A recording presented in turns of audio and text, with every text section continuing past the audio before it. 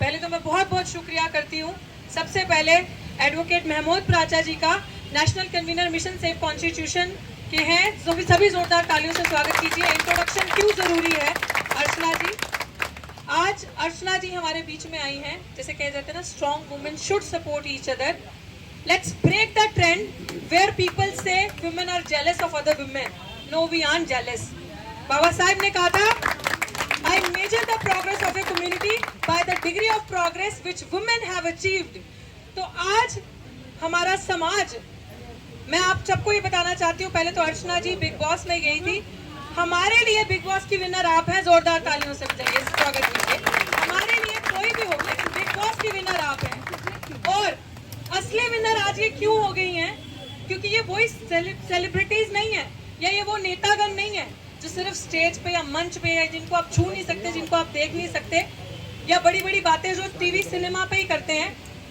बड़े अच्छे किसी व्यक्ति ने कहा था, अपने समाज का नेता या अपने समाज के व्यक्ति को उसे चुनो जो आपके साथ जमीन पे बैठा हो, बैटल फील्ड में आपके साथ खड़ा हो। पहली गोली अगर वो अपने लड़ाई की जंग में हो तो वो गोली पहले अपने सीने पे खाए, दूसरी आप पे।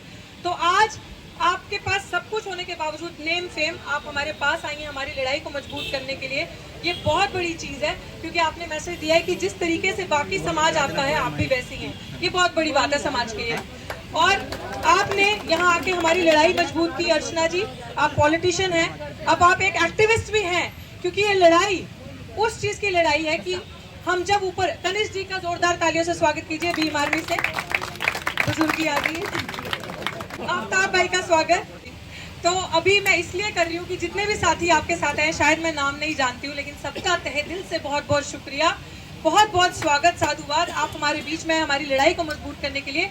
जो नहीं जानते मैं उन्हें बताती हूँ कि मैं डॉक्टर रितु सिंह हूँ। मैंने इसलिए माइक लिया कि थोड़ा सा अपना इंट्रोडक्शन दे दूँ, शायद अर्चना जी को भी पता चल जाए हम यहाँ क्यों बैठे हैं। क्योंकि मतलब मैं ये कहना चाहती हूँ कि मेरी बहन को आप देखें, अब बताओ, इनसे कोई जेलस नहीं करेगा, इनसे कोई सड़ेगा नहीं, किसी को कैसे बर्दाश्त होगा?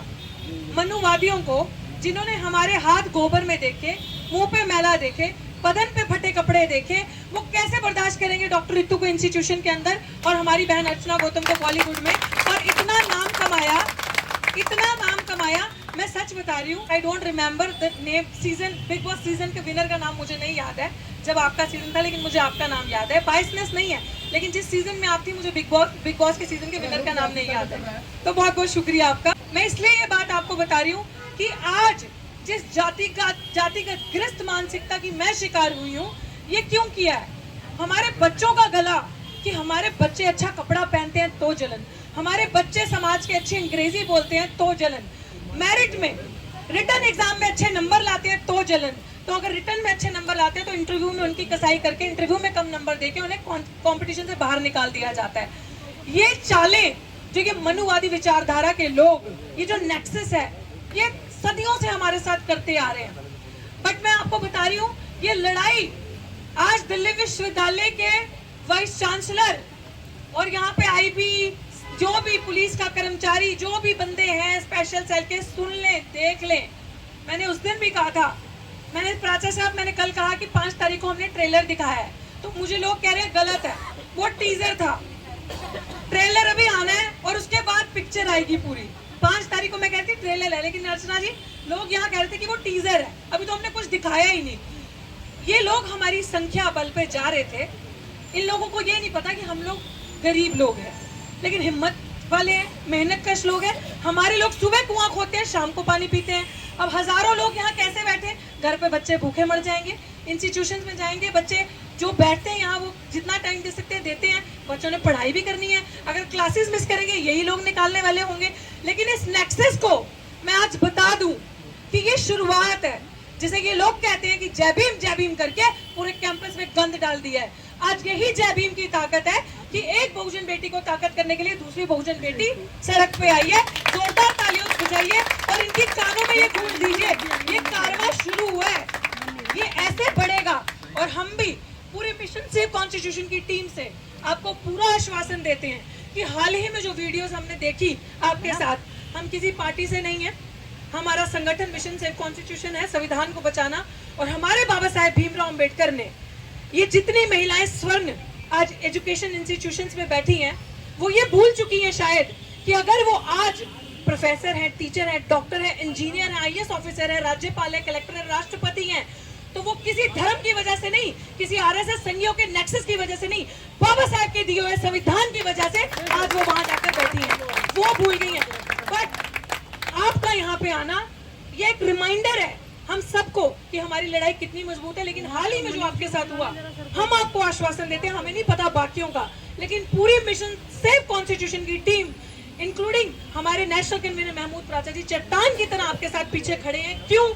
मुझे नहीं लगता आज के बाद कनिष्ठ जी, मैं आपको भी ये बात कह रही हूँ कि कभी भी आपको लग रहा है कि कुछ ऐसे, मैं तो उनको आतंकी कहूंगी जो माँ बहन की इज्जत नहीं करते, जो आतंकी तो है ही, लेकिन वो लोग, क्योंकि आतंकवाद जो होता है ना वो दूसरे देश पे प्रहार करता है, वो दूसरे देश पे खराबी करता है, नुकसान पहुंचाता है। लेकिन जो जातंकी होते हैं और जो असली आतंकी होते हैं वो अपने देश में अपनों को ही मारते हैं। मैं ये क्यों कह रही हूँ? क्योंकि जो भी आपके साथ हुआ, आप उस पॉइंट पोजीशन पे हैं कि आप हम सबकी जिम्मेदारी है, हम सबका मान सम्मान आप हैं। हम आपकी पूरी जिम्मेदारी से कहते हैं कि अब अगर आपको एक भी मिनट लगे कि आपको कोई प्रताड़ित कर रहा है, तंग कर रहा है, एक कॉल पे आप हमें बोलिएगा, पूरी नेशनल मिशन सेव कॉन्स्टिट्यूशन की टीम आपके पीछे खड़ी होगी चट्टान की तरह। और with due respect sir, I think I am right when I am saying it, if she needs us we will be there any time. और दूसरी चीज मैं ये कहना चाहूंगी, yes thank you sir, thank you sir, thank you so much sir. और मैं ये चीज क्यों कह रही हूँ, एडवोकेट बेनीवाल जी हमारे बीच में, जोरदार तालियों से स्वागत कीजिए सर। मैं ये बात इसलिए यहाँ पे कह रही हूँ क्योंकि एडवोकेट महमूद प्राचा जी ने जिस तरीके से महिलाओं को सशक्त किया और जिस तरीके से महिलाओं का साथ देके, मैं अपनी अगर बात करूं तो इट रिमाइंड्स मी कि हमारे डॉक्टर बाबा साहेब भीमराव अम्बेडकर ने क्या कहा। उन्होंने हमेशा पूरा तवज्जो, सारी जिंदगी दे दी अपनी कि महिलाओं की शिक्षा, क्योंकि अगर एक पुरुष पढ़ेगा तो वो पुरुष पढ़ेगा, लेकिन अगर एक महिला पढ़ेगी और पढ़ेगी तो उसका पूरा परिवार पढ़ेगा, आने वाली पीढ़ियां पढ़ेंगी। तो ये बाबा साहिब की सिखलाइयां थी। बाबा साहिब ने महिलाओं को सशक्त करने की बात करी, अपने पैरों पे खड़े होने की बात करी। हमेशा हिंदू कोड बिल के लिए बाबा साहिब लड़े, सिर्फ दलित महिलाओं की लड़ाई तो नहीं थी, वो सभी स्वर्ण समाज की भी महिलाओं के लिए बाबा साहिब खड़े हुए और सुनहरे अक्षरों से उनका हक हकूक संविधान में लिख कर गए। और आज ये लड़ाई जो यहाँ पे हम बैठे हैं, ये इन महिलाओं को जो मीडिया की हैं, ये ऐसी महिलाएं जो बड़े पर्दे पे हम लोगों का नाम रोशन करती हैं, हमारे समाज का नाम रोशन करती हैं। हम जैसी महिलाएं जो शिक्षक हैं, दिल्ली विश्वविद्यालय में पढ़ने का सपना देखते हैं, और ऐसे बच्चे जो छात्र हैं यहाँ पे, इस तरीके के, इन सबका हौसला बढ़ता है, क्योंकि ये सब देन बाबा साहेब भीमराव अम्बेडकर की है। और मैं ये बात आपको क्यों बता रही हूँ, यहाँ बैठना क्यों जरूरी था? यहाँ बैठना इसलिए जरूरी था कि जब दलित अच्छा बोलता है, पढ़ता है, अच्छे कपड़े पहनता है, तो वो इनकी नजरों में उस पे हाशिए पे आ जाता है। बिल्कुल इनसे बर्दाश्त नहीं होता कि हम खूबसूरत कैसे दिख रहे हैं, हम अंग्रेजी कैसे बोल रहे हैं, हम अच्छे कपड़े कैसे पहन रहे हैं। तो वो उन्हें लगता है कि कुछ ना कुछ करके फर्जी इनके ऊपर कुछ करो और इन्हें सिस्टम से निकालो, कहीं गुटबाजी ना बन जाए, कहीं ये लोग अपना एक अलग से जो इनकी एक पॉपुलैरिटी है, इनका एक फैन फॉलोइंग है, उससे गुटबाजी बना के कहीं एक लोग आवाज बुलंद करके एक यूनियन ना क्रिएट कर ले हमारे अगेंस्ट। उस चीज को ब्रेक करने के लिए जो बुलंद आवाज होती है, जो ईमानदारी से चलती है, उसको निशाने पे लाया जाता है। तो वो डॉक्टर रितु सिंह इनके उस पे आई। ये क्रिमिनल जो डॉक्टर सविता रॉय आप देख रहे हैं, ये पहला केस नहीं करा इन्होंने। जो मेरी अगर आप चार्जशीट पढ़ेंगे तो इनके करतूते, कारनामे, देखिए हंसी की बात है, लेकिन मैंने गुंडी क्यों कहती हूँ, क्योंकि है वो अपने आप को रणवीर सेना की कहती हैं, इसलिए कहती हूँ और बड़े प्राउड से कहती हूँ। क्यों? इनको ना बहुत एक कल्चर बनाया हुआ है कि बड़े सोफिस्टिकेटेड है और इनका एक क्लास है जो हमसे मैच नहीं करता। बट इधर इनको गुंडे कहना, क्रिमिनल कहना, फ्रॉडस्टर कहना हमारी जिम्मेदारी बनती है। ऐसे लोगों को एक्सपोज करना जो झूठे दिखावे के पीछे अपना नकली मुखौटा पहन के बैठे हैं इन कुर्सियों पे। क्यों? क्योंकि इन्होंने मेरे साथ लड़ाई लड़ी, इन्हें लगा कि जैसे बाकी तरह से मैं बचती है, यहाँ से भी बचती चली जाऊंगी। लेकिन मेरे टाइम पे क्या हुआ, फाटी फंस गई इनके गले में और मैंने अपना घुटना रख दिया है इनके, जैसे कहते हैं हिक पे, छाती पे, मैंने अपना छाती पे मूंग डल रही हूँ मैं इनकी। अब मैं इनके हड्डी बन चुकी हूँ गले की। और वो क्यों हो गया, इनको लगा ये भी 4 दिन बोलेगी चली जाएगी। लेकिन ये पूरा नैरेटिव जो क्रिएट करते हैं उसे हमने ब्रेक करना है। इनका जो स्टीरियोटाइप है, इनकी जो मानसिकता है कि दलित ऐसे दिखने चाहिए, दलित अच्छे कपड़े नहीं पहन सकते, हमारे साथ बैठ नहीं सकते, ऊंचा बोल नहीं सकते, अच्छी अंग्रेजी नहीं बोल सकते, उस नैरेटिव को, स्टीरियोटाइप को, उस मानसिकता को ब्रेक करने के लिए आंदोलन है।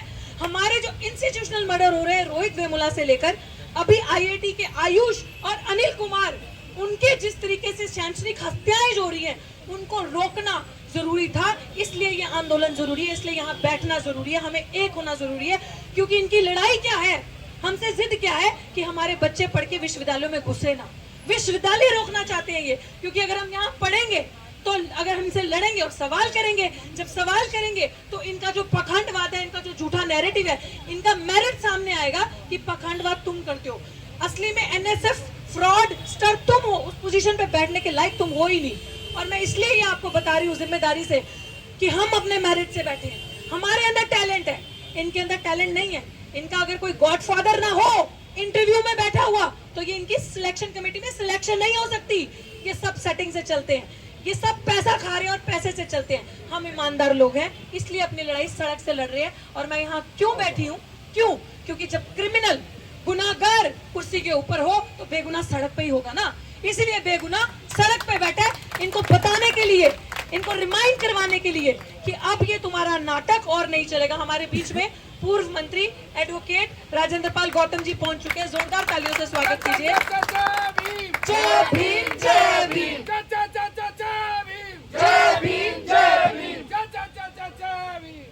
भीम, जय भीम। मैं ज्यादा और वक्त नहीं लूंगी। मैं चाह रही थी कि मेरी साथी को मेरी थोड़ी सी बात पता चले, मैंने इसलिए बात कही।